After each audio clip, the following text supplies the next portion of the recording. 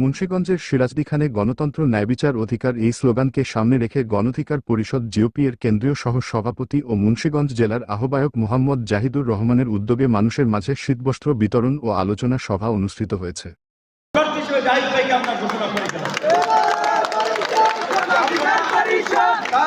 বুধবার বিকেল 4টার দিকে সিরাজদিখান উপজেলার অডিটোরিয়ামে এই শীতবস্ত্র বিতরণ ও আলোচনা সভা অনুষ্ঠিত হয়। এ সময় কেন্দ্রীয় সহ সভাপতি ও আহ্বায়ক মুন্সিগঞ্জ জেলা গণ অধিকার পরিষদের মোহাম্মদ জাহিদুর রহমানের সভাপতিত্বে প্রধান অতিথির বক্তব্য রাখেন গণ অধিকার পরিষদ জিওপি ও ডাকসুর সাবেক ভিপি ও সভাপতি নুরুল হক নূর। যেখানে রাজনৈতিক কারণে কোনো মানুষকে হয়রানির শিকার হতে হবে না, হামলার শিকার হতে হবে না, মামলার শিকার হতে হবে না এবং রাজনীতিবিদরা জনগণকে জিম্মি করে লুটপাট করবে না, দেশের টাকা বাইরে পাচার করবে না।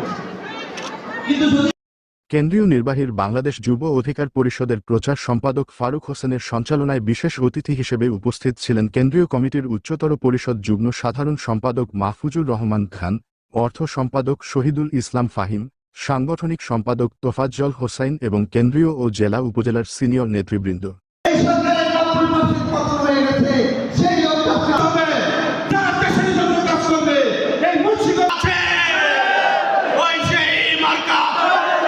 আরও উপস্থিত ছিলেন শ্রীনগর উপজেলার গণ অধিকার পরিষদের সভাপতি হাজী আহসান হাবিব শ্যামল, সাধারণ সম্পাদক জাহিদ আহমেদ, উপদেষ্টা নাজির আহমেদ, হাসান শেখ, ইউনুস মৃধা।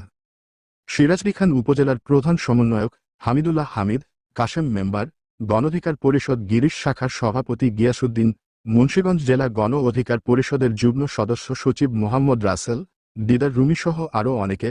এতে 500 জন হতদরিদ্র ও অসহায় দুস্থদের মাঝে শীতবস্ত্র বিতরণ করেন। সার্বিক সহযোগিতায় ছিলেন সিরাজদিখান উপজেলার ছাত্র, যুব, শ্রমিক ও গণঅধিকার পরিষদ।